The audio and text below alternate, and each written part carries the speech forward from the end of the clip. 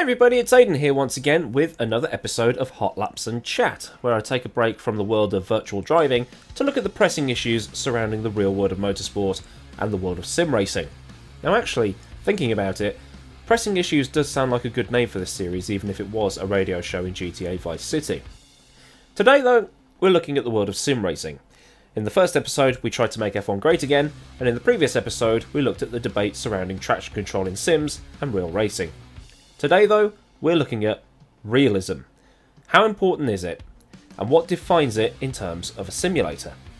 Now, like the traction control debate, this comes up time and time again in various forms on various forums, ranging from the, actually, that feature would be pretty cool to have, to the, stop being stupid. In 1982, Namco released Pole Position, which had a lot of the features we consider standard in racing games today. The use of a wheel as a controller, checkpoints, and qualifying laps. All this while they were still raking in the cash from Pac-Man.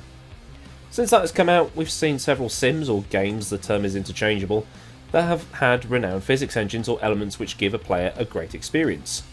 The Jeff Crammond Grand Prix games by Microprose, which are still among my favourites to this day, NASCAR Racing 2003, which has some of the best crash physics you'll find anywhere, Grand Prix Legends, which recreated the 1967 Formula 1 cars, and of course, R-Factor, R-Factor 2, and iRacing.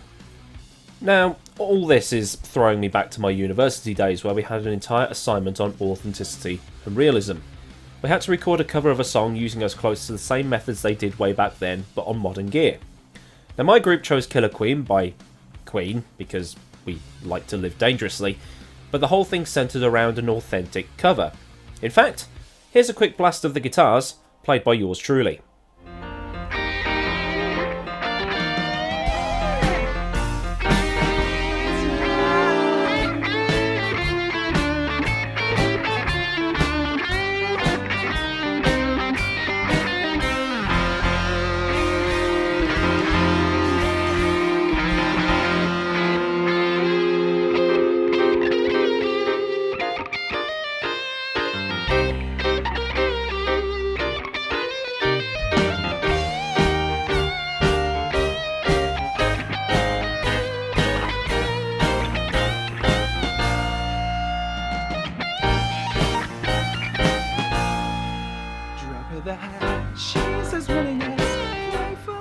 Now, is that an authentic and realistic Queen sound? Are you going to know the difference if you A, know nothing about Queen, and B, you're not a musician so you can't really hear it anyway? Now, I used a treble booster like Brian May did, I used a 10p coin as a plectrum, I used a silver sixpence, which we don't have anymore, and I used a similar amp and so on, but the whole consensus was that unless I was there in that studio at that time and was actually Brian May, you're not going to get a 100% realistic and or authentic recreation. It was a lot of fun to do though. And this leads me into this point. Realism is interpreted.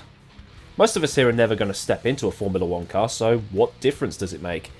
The only thing you can go by is what you'd expect from the car, which I mentioned in my Williams review the other day.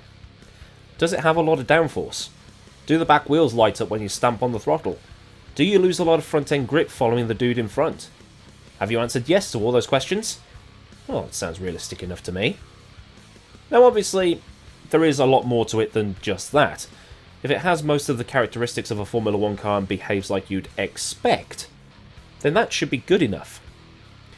We also have to take into account what these titles are aimed at, and this is where I introduce a Venn diagram. Now, Venn diagrams are awesome and can be used to explain anything, like, what a massive cock, can be a compliment or an insult, or being stung by a jellyfish and trying to spice up a relationship, reasons my wife pissed on me. Brilliant stuff. Now, my budget's increased in the last couple of weeks or so, so I'm going to break out a quite good quality Venn diagram here, if I may say so myself, and you can see who these titles are aimed at. As you can see, R-Factor 2 and iRacing are aimed more at the realism crowd, in terms of physics and things like that, while F1 2017 and Forza are aimed more at those looking to have fun and chill out with AAA graphics to boot. In the middle, we have Assetto Corsa.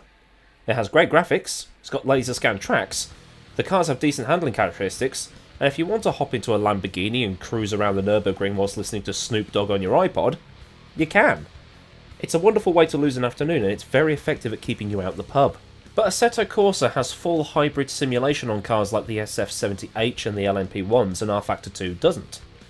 Does that mean Assetto Corsa is more realistic? But at the same time, rFactor 2 has flat spotting and rain, while Assetto Corsa and iRacing don't. So does that make rFactor 2 more realistic? We're never going to see realism at the levels people want. If I want a full realistic environment next time in rFactor 2, I'll get my missus to try and snap my neck off in the corners while simultaneously blasting me with a hairdryer and chucking dead bugs in my face. There's been about 3 pages on the latest roadmap thread on the RF2 forums where people are arguing about how they want full realism, but they still want massive red light graphics to pop up on screen so they know when they're starting the race. Real drivers don't have that feature, nor do they have FOV calculators, head-up displays that display how much tyre life is left, and so on. If you want realism, you're going to have to turn all that off. Then there's the laser scan debate. The first is those who absolutely, positively have to have laser scan tracks to have a good experience. And these are always the same people that have a massive hard-on for the Nordschleife, guaranteed. There's those who don't care as long as the track is well made, and if it is laser scanned, that's a bonus, which is where I sit in all honesty. And there's those that can't tell the difference. A massive storm was kicked up when Kunos, the developers of Assetto Corsa, released Zandvoort, and everybody loved it. Until they found out it wasn't laser scanned. The Assetto Corsa version of Zandvoort is actually very, very well made, and there's a video of the Assetto Corsa version next to the iRacing one, which is fully laser scanned. Studio 397 have also made Zandvoort that isn't laser scanned either, and I should really test that out once it's been updated. Okay, yes, with laser scanning the track is going to be as accurate as it can be and close to what the pros are using. But even then, unless the car you're driving has got real data supplied by the manufacturer, you're not going to get the full, in inverted commas, realistic experience, are you? Because no point in having a realistic track when the car's not up to scratch as well. Then what happens if that track is resurfaced? Take Bathurst for instance. It's been resurfaced since iRacing's laser scan version came out. So is that version now redundant? And iRacing's still using the old Silverstone layout. But then look at the RF2 version of Bathurst. It's not laser scanned, but I can still bang in 203s in a Ford Falcon like Scott McLaughlin did. So that must mean it's realistic, right? The Donington Park for Assetto Corsa, which I've driven in real life, feels very close to when I drove it. Shame that the car I drove in that day wasn't in the game, but it gave me the experience of Donington Park that I'd expect. All the major bumps were there, and everything was in the right place. It gave me the proper Donington experience that I had. Sometimes people's wishes for realism can be too outrageous, and you only have to go to the rFactor 2 forums for some of it. I mean, some of it is reasonable, mechanical failures, gearbox simulation and stuff like that, but then it degrades into what colour blue the sky should be or how realistic the grass looks. Yes, grass. If you've got time to look at the grass, you're either crashing too much or you're not going fast enough. Now, in an ideal world, the perfect sim would be Assetto Corsa's graphics, hybrid simulation and car selection, iRacing's online framework and laser scan tracks, and rFactor 2's physics, weather, real road system and day-night cycle. But it's not going to happen. Now I sim race for the fun of it, and to drive against my heroes, or against my heroes. And I aim with this channel to take the seriousness out of all of that and show you that it can be fun. And you don't need to be the best driver in the world to enjoy these kinds of things. If I get some semblance of what the real car's handled like, then that's good enough for me. And sorry if anyone gets offended by this, but there are people out there on the rFactor 2 forums that will only drive ISI or Studio 397 content and nothing else, unless it's a mod car that's had input from real engineers like the GP3 mod. Maybe they take their realism wishes too far to things that are just not attainable for the regular consumer. Perhaps when we've got virtual reality like they have in Star Trek, but that's a long way away. Now, I don't know. This is all opinion and it serves to get a discussion going. What is the most realistic sim in your opinion? Are laser tracks the be-all and end-all for you? What defines real for you?